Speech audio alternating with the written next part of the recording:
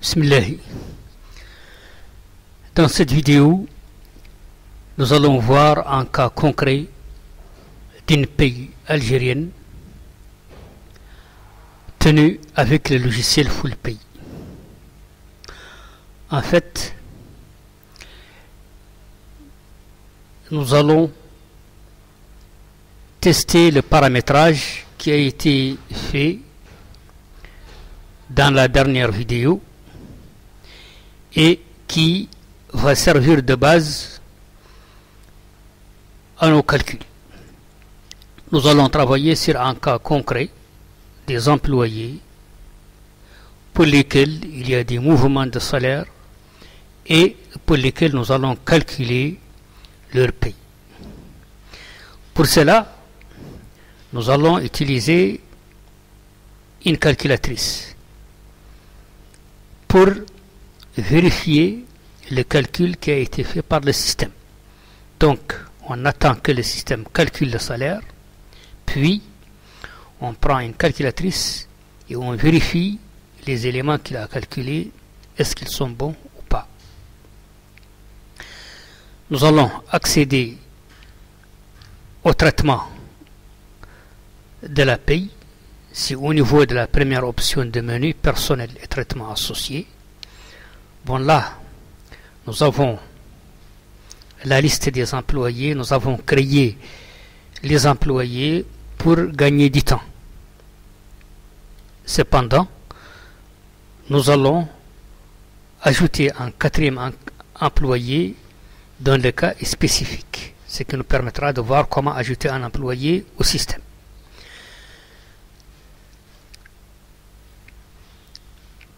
Les employés que nous avons ici correspondent en fait à des catégories de salaire.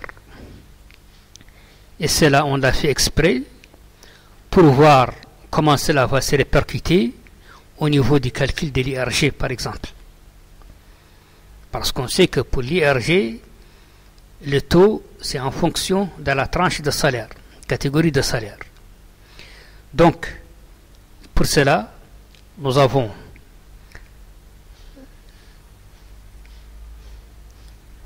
pris 3 employés correspondant chacun à une catégorie de salaire.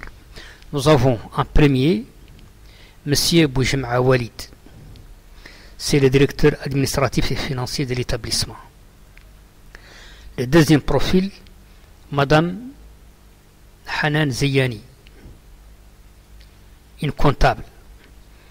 Et nous avons ici M. Miftah Belkacem, un agent administratif. Alors, pour le premier, par exemple, on double-clique pour accéder à sa fiche. Donc ici, nous avons la fiche d'un employé. Cette fiche est constituée par plusieurs volets. État civil, où il y a les informations correspondantes, le nom et le prénom, la date de naissance, le lieu de naissance, le sexe, etc., le nombre d'enfants, et ainsi de suite. Ensuite, nous avons la partie administrative, la date d'embauche, le type de contrat, la convention collective, l'emploi, la catégorie, les lieux de travail, les numéros de sécurité sociale, le salaire de base, le mode de paiement, le modèle de bulletin rattaché, parce que en fait avec FullPay, on peut créer pour chaque profil de travailleur un bulletin spécifique. Nous avons ici, par exemple, un modèle standard. Il est constitué de ceci. Nous avons un modèle pour cadre. Donc, il y a les rubriques qui concernent les cadres seuls. Nous avons le modèle agent d'exécution qui correspond aussi à ce profil d'employé où nous voyons par exemple les heures supplémentaires. Ces heures supplémentaires ne figurent pas dans le modèle cadre, tout comme la prime de responsabilité par exemple ici dans le modèle cadre ne se trouve pas dans le modèle agent d'exécution, etc. Donc on peut définir pour chaque profil d'employé un modèle spécifique il est lui rattaché. Donc nous voyons ici que le modèle correspondant à ce monsieur, c'est le modèle numéro 2, modèle cadre. Ensuite, nous avons d'autres volets pour la fiche de l'employé. L'adresse, par exemple, et les coordonnées bancaires. Ce qui concerne les congés, par exemple, la santé, la comptabilité, les aptitudes, etc. En fait, nous savons que les informations administratives pour un employé sont nombreuses. Donc, pour cela, la fiche de l'employé a prévu cela et a subdivisé la fiche de l'employé en plusieurs volets, chaque volet correspondant à une catégorie d'informations. Nous allons nous concentrer sur ces deux premiers volets, état civil et partie administrative. Donc ça c'est pour monsieur Boujema Walid, le directeur administratif et financier. Il a un salaire de base de 100 000 dinars. Voilà. Bon. Deuxième employé, madame Hanan Zeyani, on double-clique pour accéder donc aux détails de sa fiche. Son état civil, donc il est là. Alors, la partie administrative, sa date d'embauche, son emploi comptable, son salaire de base, 75 000 dinars. Nous allons axer sur les éléments de salaire pour les employés. Alors, monsieur Miftah Belqasem, on accède à sa fiche. Donc, lui, c'est un agent administratif.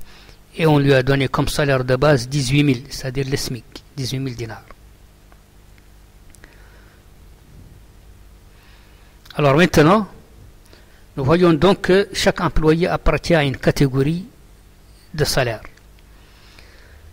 Maintenant, nous allons ajouter un quatrième employé.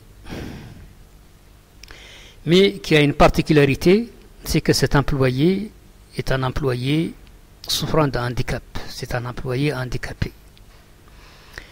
Et comme on le sait, la législation prévoit un traitement spécial pour les employés handicapés sous certaines conditions. Surtout les salaires faibles. Donc, nous allons ajouter un employé qui a exactement le même profil que M. Miftah Belqasem, agent administratif, mais qui diffère avec lui par le fait qu'il est un employé handicapé. Et nous allons voir cela sur les résultats des calculs de leur salaire, notamment en ce qui concerne le montant de l'IRG. Donc, nous allons donc tout simplement dupliquer la fiche de cet employé en cliquant sur ce bouton. Et là, on vient et on saisit les caractéristiques de l'employé, le matricule 004, état civil, le nom.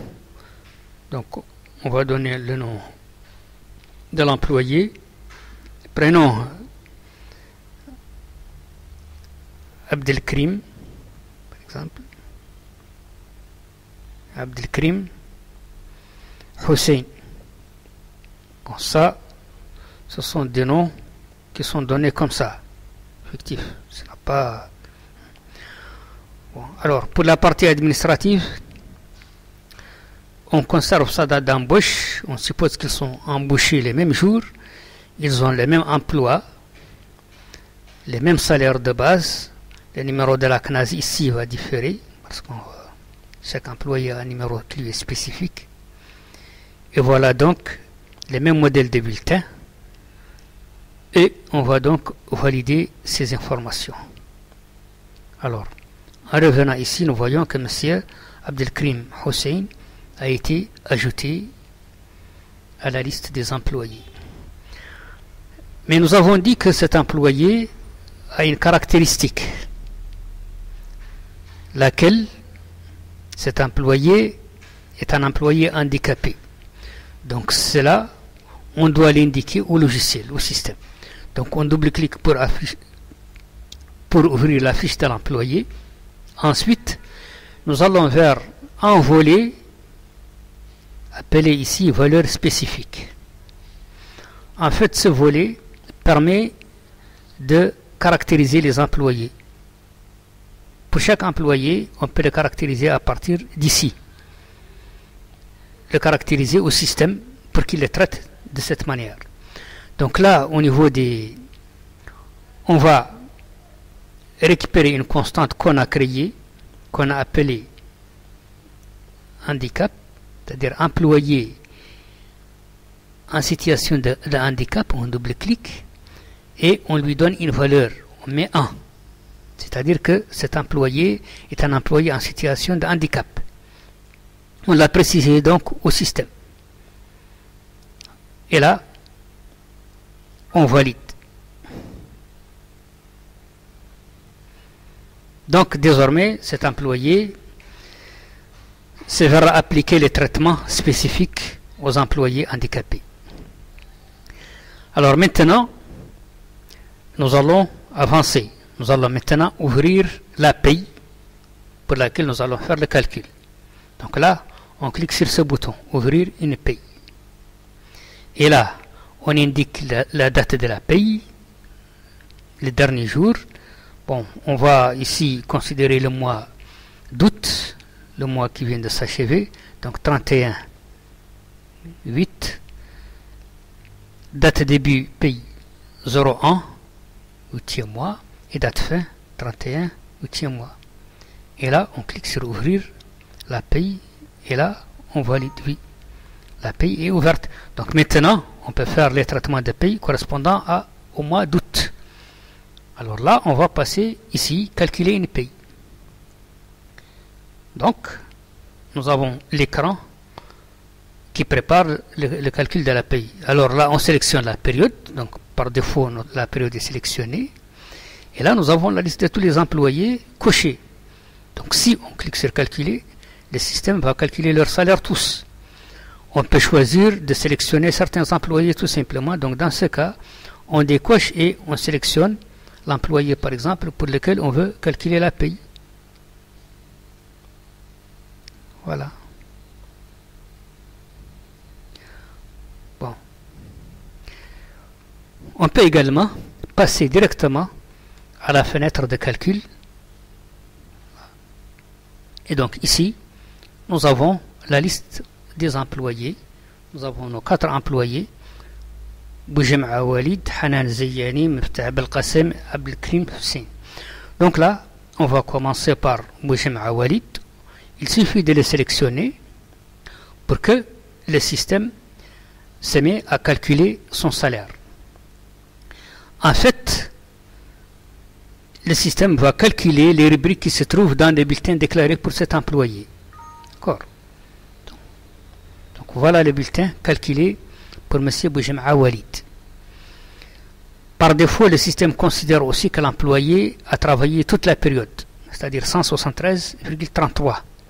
Nous savons que cette rubrique récupère la valeur de la constante MBH-, qui est à 173,33. D'accord. Bon. Maintenant, nous allons voir est-ce que ce calcul-là, proposé par le système, est correct ou pas. Donc là, on va appeler la calculatrice.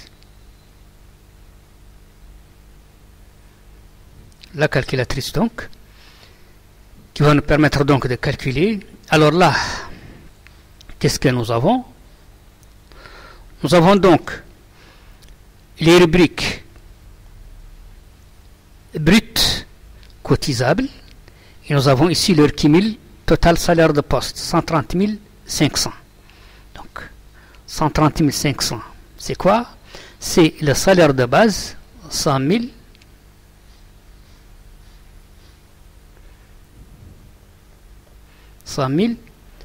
plus l'indemnité d'expérience professionnelle, 16 000, plus 16 000, plus l'indemnité d'expérience collective, 11 600, plus la prime d'arrendement individuel, plutôt 11 600, dont la base c'est 116 000, c'est-à-dire le salaire de base plus l'IFP. Donc 11 600, donc plus 11 600, plus la prime de rendement collective, même base que la prime de rendement individuel. Son montant c'est 2900, donc plus 2900. Et donc nous voyons que le salaire de poste de cet employé est de 130 500, ce qui est affiché ici par le système, 130 500. Bon, maintenant nous avons les cotisations. Donc cotisation de la CNAS, c'est 130 500 auquel on applique 9, ça fait donc 11 745. Donc fois, ça nous donne 11 745. D'accord. Bon. Ensuite, nous avons Kakoba TPH congé payé, son taux est nul, donc le montant est de 0. Et nous avons ici cotisation Kakoba TPH, chômage intempérie 0,375, donc 130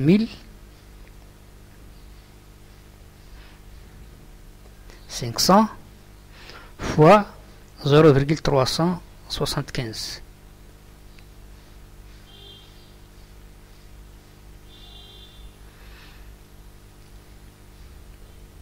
Divisé par 100. Donc ça nous donne 489, ça. Donc on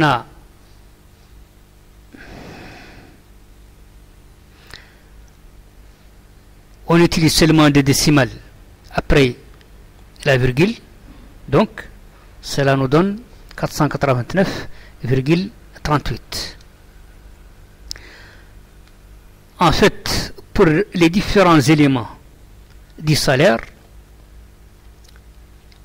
le format est défini. Il est défini à partir des paramètres. À partir d'ici, ici nous avons les formats. Format nombre, le nombre de décimales, le séparateur de milieu éventuellement. Pour la base, quel est le nombre de décimales? 2. Les taux, le nombre de décimales combien? 3. Complément, nombre décimal 2. Valeur, nombre décimal 2. Constante, nombre décimal 1. Donc on peut modifier ces valeurs en fonction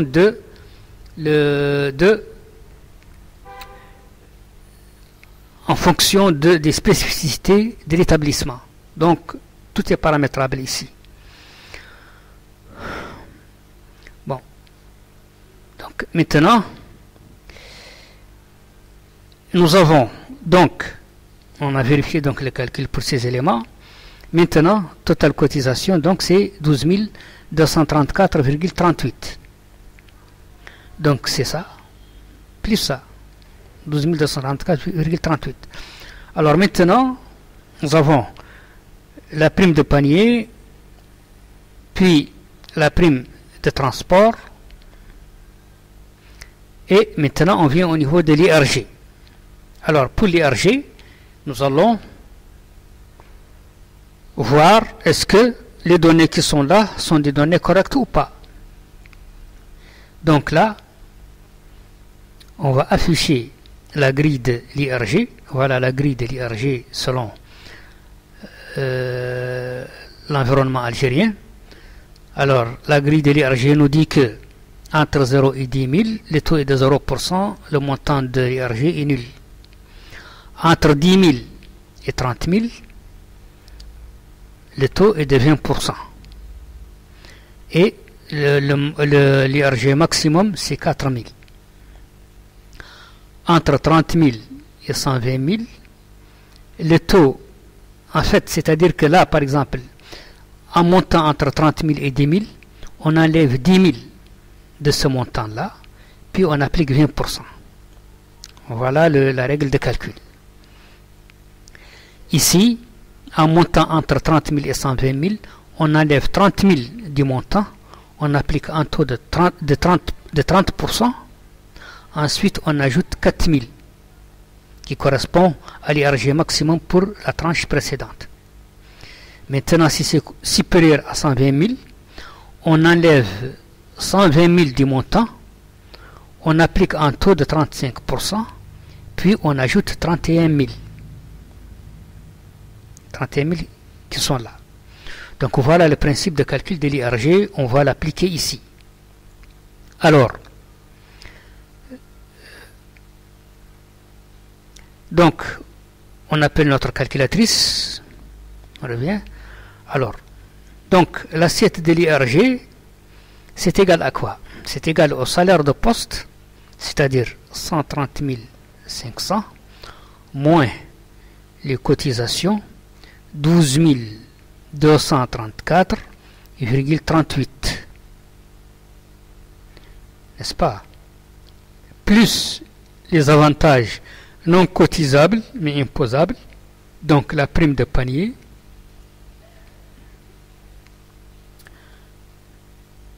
plus la prime de panier c'est 6600,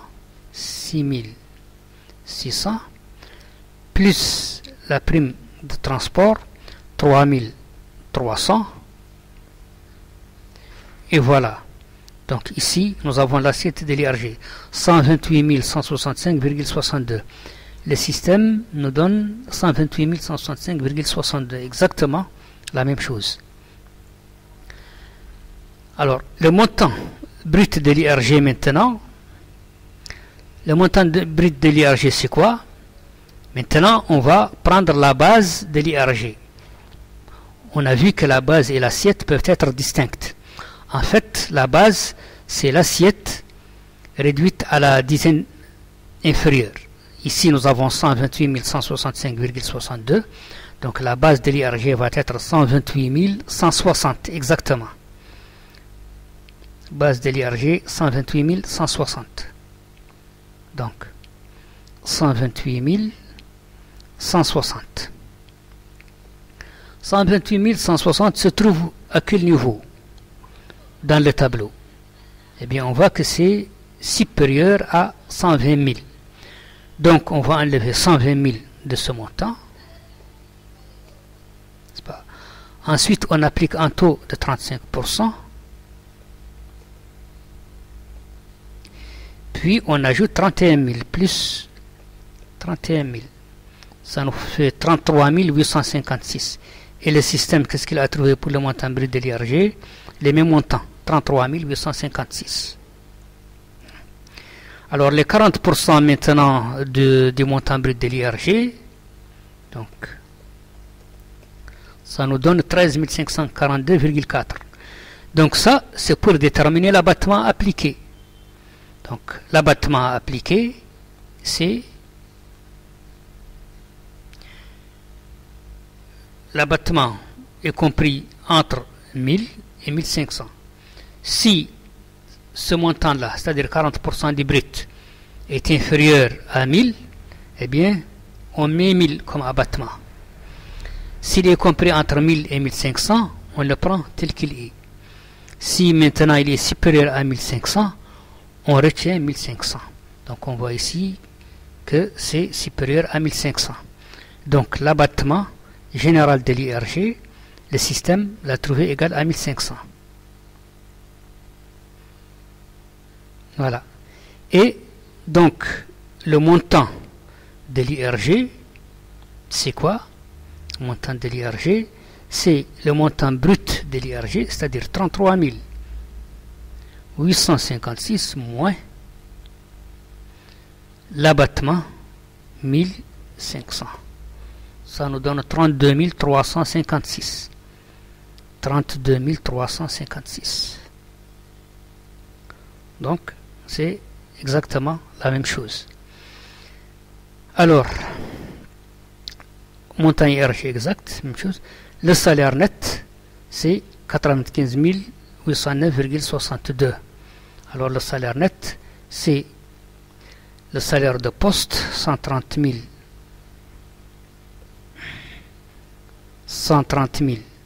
500, moins les cotisations salariales, 12 234,38, plus les avantages non cotisables mais imposables, donc plus 6600, plus prime de panier, plus prime de transport 3300, d'accord. Donc alors moins maintenant le montant de l'IRG. Alors le montant de l'IRG, il est égal à 32 356. 32 356. Donc ça nous donne 95 809,62, 95 809,62. Exactement la même chose. Alors maintenant, nous allons voir un cas où l'employé n'a pas travaillé toute la période. N'a pas travaillé les 173,33. Nous allons supposer par exemple qu'il a travaillé 135 heures tout simplement. Donc, valeur ici, on met 135 heures tout simplement et on valide. Et le système va recalculer son salaire parce que le nombre d'heures de travail a changé. Par conséquent, la rémunération aussi va changer pour tous les éléments qui en dépendent. D'accord. Donc le système maintenant, il trouve comme nombre de jours travaillés 17,13. Voilà le salaire de base correspondant à ce travail. D'accord. Voilà l'indemnité d'expérience professionnelle. Donc, on peut vérifier, il suffit de... L'écran est là, on peut prendre une calculatrice et vérifier les calculs, est-ce qu'ils sont bons ou pas. Alors, on ne va pas s'y attarder encore. Alors, maintenant, nous avons ici le total salaire de poste. Ça nous donne 101 641,38. Les cotisations sont de 9 528,88. La prime de panier, 5 139.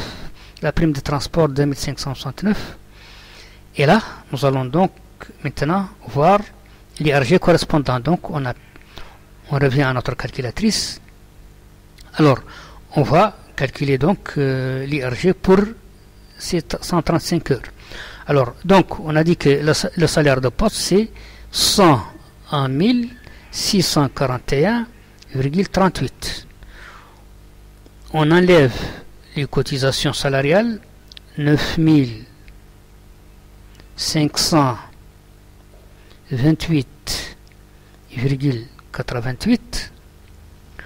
On ajoute la prime de panier correspondant à ce temps de travail, 51 039. On ajoute la prime de transport correspondante, 2569,5. Et là, on trouve 2000. Attendez, je vais reprendre ce calcul-là. Donc 101 641, donc 101 641,38 moins les cotisations 9 528,88 plus prime de panier 5139 plus prime de transport 2569,5. Ça me donne 99 821. Et pourtant, le système ici me dit que l'assiette de l'IRG est 128 162,77. Parce que là, si on se limite à ce montant-là correspond en fait à l'assiette de l'IRG pour la période des 135 heures. Pour une durée de travail de 135 heures. D'accord. Donc on ne doit pas dire que ce montant-là correspond à l'assiette de l'IRG. Non, c'est pas correct. Parce que là, si on considère que l'assiette de l'IRG est ça, c'est-à-dire que sa base est de 99 820, et si on regarde ici, 99 820 se trouve là, c'est-à-dire qu'il y aura un taux appliqué de 30%, ce qui est faux, ce n'est pas correct. Cette assiette qu'on a trouvée pour 135 heures, on doit en déduire l'assiette pour 173,33 pour toute la période. Donc, on divise cette assiette par le nombre d'heures travaillées, c'est-à-dire 135, et on multiplie par 173,33. Donc là, ça nous donne 128 162, là c'est arrondi, 77. Et qu'est-ce qu'on trouve ici? Assiette de l'IRG, 128 162,77, c'est-à-dire le même montant. Et pour le calcul maintenant de l'IRG, le même principe, donc la base, ça va être 128 160, donc 128 160, on enlève 120 000,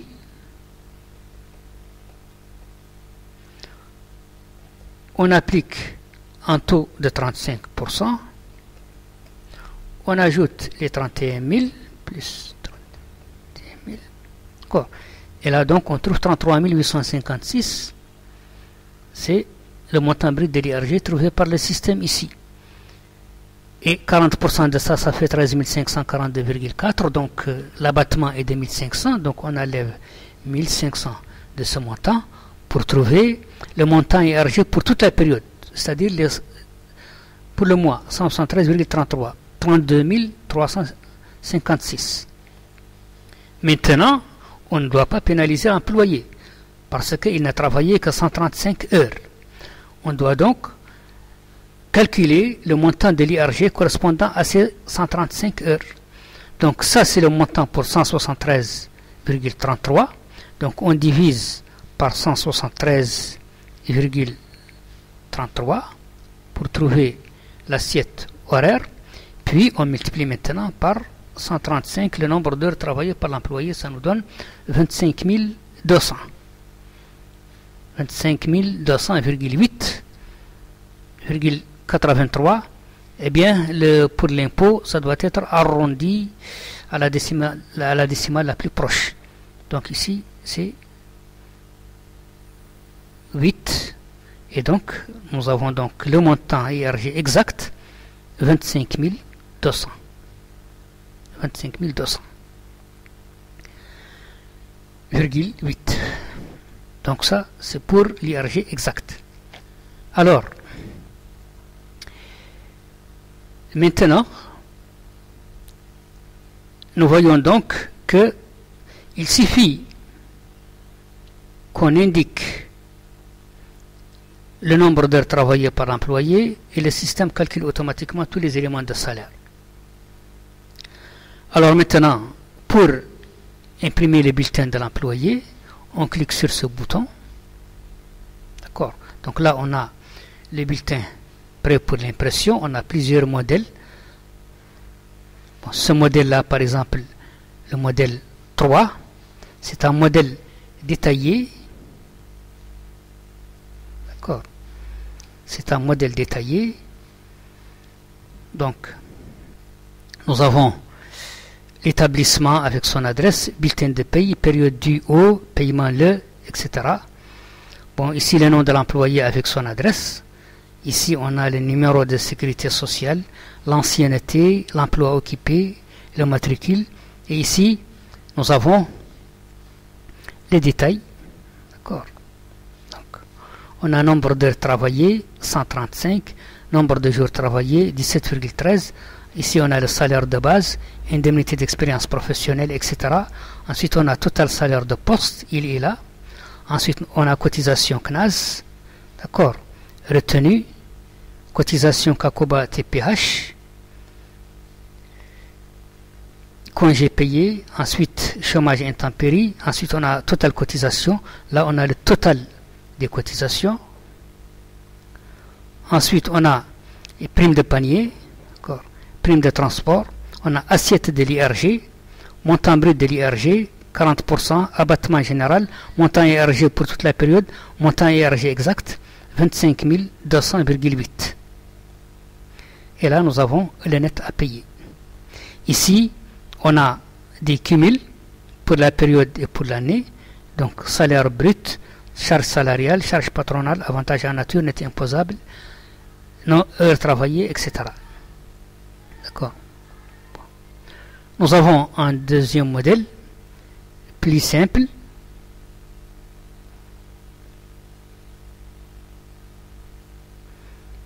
Donc, un autre modèle de bulletin. Donc, ici, on a le nom de l'établissement avec son adresse, bulletin de pays, période correspondante, matricule, nom et adresse de l'employé. Ici, on a la fonction, l'embauche, la date d'embauche, la catégorie éventuellement, l'ancienneté, le numéro de sécurité sociale.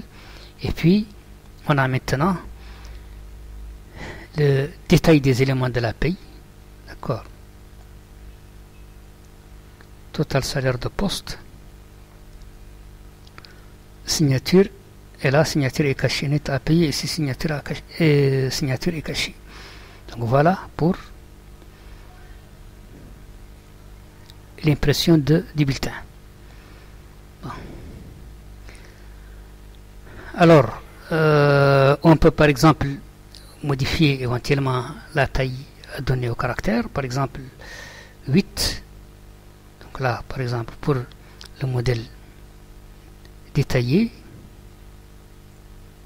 d'accord, ça c'est le modèle détaillé, d'accord.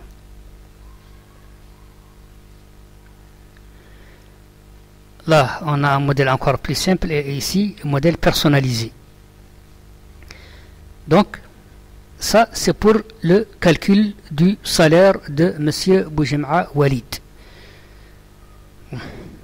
Maintenant, nous allons nous arrêter ici pour cette vidéo